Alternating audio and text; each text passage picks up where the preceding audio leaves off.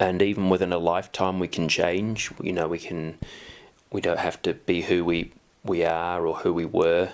If people can change for the better or the worse.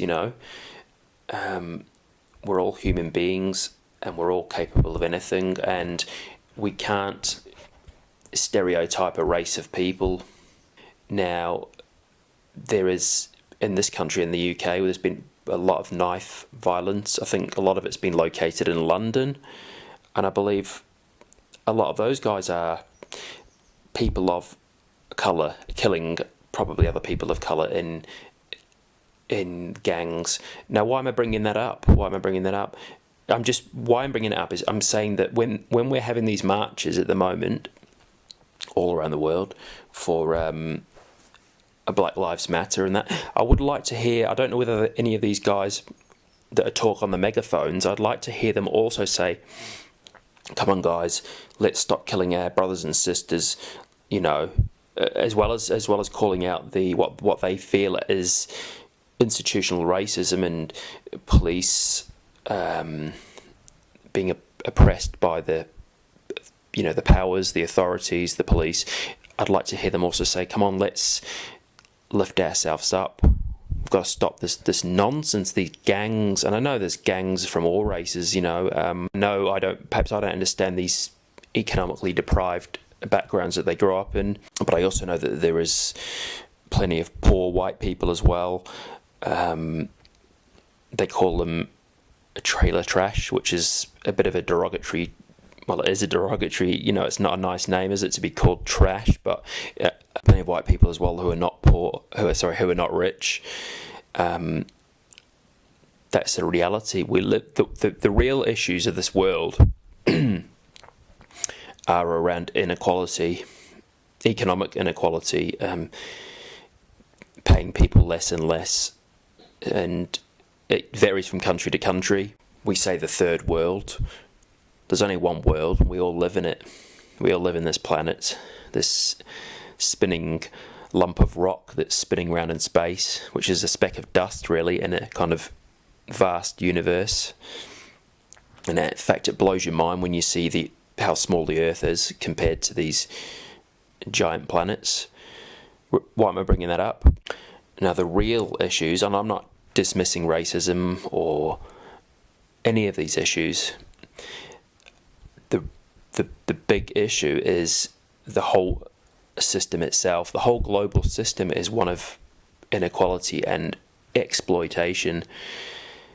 People in these countries that we call third world countries are exploited for their resources, for their labour, working for 50 cents a day, doing crazy 16-hour shifts in some of these sweatshops to make Apple iPhones. And so if somebody does a criminal act which you'd call theft, it's a lot more excusable. If you're stealing a loaf of bread to survive, stealing an apple, whatever, there's a big difference than holding someone up with a gun to buy a pair of Nike trainers or etc. etc. Now, in America, or probably any country where there's a lot of guns, it must be very, very nerve-wracking to be a policeman, because you're pulling someone over. You've got to make a split decision whether that person's got a gun. America does seem to be divided in a way, polarized, but it's probably the same here as well. And the way people put you into categories. So if you're not on the left, you're on the right. If you have an opinion, they'll work you out. They'll put you in a box. And I feel like that's happened to me, because I'm anti-war, and somebody would probably call me a lefty or a loony liberal. But some of my views, they would say, "Oh, right wing, you're like some," and I'm not. Why do we have to always choose, a side? Or some people don't even vote, but they still have opinions. And I had a date with somebody years ago, and we got into this discussion, and I wasn't voting, and she was like, she couldn't believe it. She was like, "You don't have an opinion then." But what if the parties that were up there didn't represent anything I agreed with? What if they were both, selling weapons to Saudi Arabia or whatever it was? still allowed an opinion. You know, nobody decides, you know, that I can't have an opinion. And we're quick though, aren't we? Some of us are quick to work people out, to not listen. And I know we can all be guilty of that, living in our own echo chamber, living in our own bubble. But it would take a lot for me to block somebody or remove them off my profile, even if I didn't agree with them, unless they were being incredibly offensive, or they were stalking me, or they just would not leave me alone if I said to them, don't want to discuss this. I don't want to keep talking about it. And if they kept on and on and on, then I'd have to, you know, this is too much, you know. But I've heard on forums as well, like, I don't know whether this happens a lot, but I've heard that it seems to be a lefty thing where somebody's, you know, a social justice warrior or whatever, and they don't want to, they're not open to hearing the other side. They've automatically thought of you as being morally less because you've come out with something. And I'm not saying you've not. I'm not saying your opinion is you've said something really horrible or racist or anything. It's just they've misconstrued what you've said and thought, right, this person's terrible, or I've lost respect for him, he's going to be blocked. And I don't think that's the way forward. I think we need to engage in dialogue on the news, in discussions.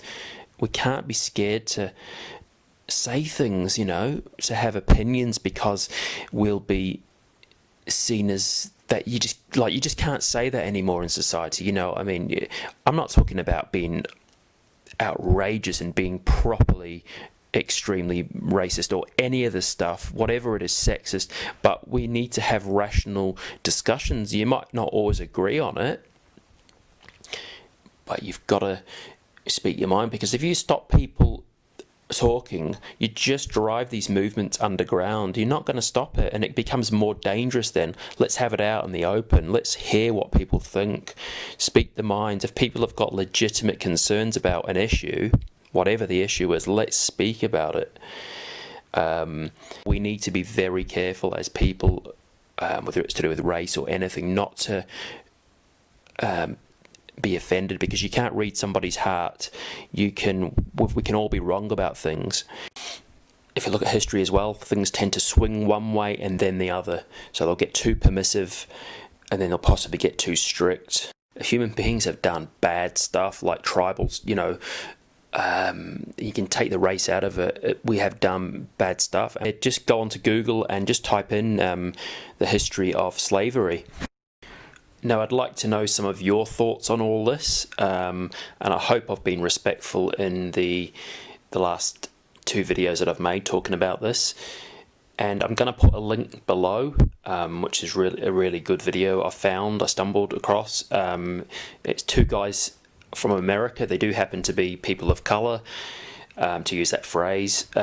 And I guess the reason I'm saying it is because if it was a white guy making the video, people might, you know, say, well, you don't understand. But these guys are actually saying that that people shouldn't have this white guilt. You know, people that are you know, beating themselves up or feeling guilty for something that they haven't done. If you've done something wrong, apologise. But if you haven't, but anyway, I'll put a link to a couple of videos below, and please check them out because they're pretty good videos.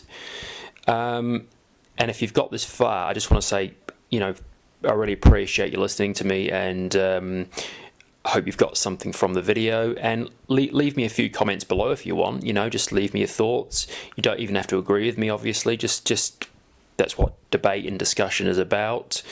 If I've got something wrong, you know, tell me. And yeah, have a great day.